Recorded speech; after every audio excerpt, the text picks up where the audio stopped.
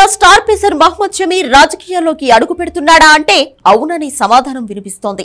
BJP party తరపున లోక్సభ ఎన్నికల్లో పోటీ చేసేందుకు మహ్మద్ షమి సిద్ధమవుతున్నట్లు నేషనల్ మీడియాలో ప్రచారం జరుగుతోంది.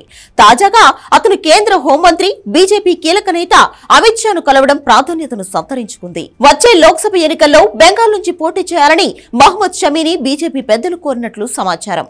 ముస్లింల ఓట్లను తమ వైపు తిప్పుకునేందుకు బీజేపీ షమిని అస్త్రంగా వాడుకోవాలని భావిస్తోందని ప్రచారం జరుగుతోంది.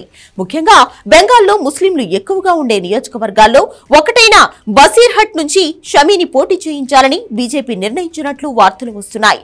అయితే ఈ వార్తలపై మహ్మద్ షమి కానీ బీజేపీ పార్టీ కానీ ఎలాంటి అధికారిక ప్రకటన చేయలేదు. చీలమండ గాయంతో భారత జట్టుకు దూరమైన మహ్మద్ షమి ఇటీవలే సర్జరీ చేయించుకుని ఐపీఎల్ 2024 సీజన్ కు కూడా దూరమయ్యాడు. ఈ క్రమంలోనే క్రికెట్ కెరీర్ కు గుడ్ బై చెప్పి రాజకీయాల్లోకి రావాలని అతని సన్నిహితులు సలహాలిస్తున్నట్లు తెలుస్తోంది.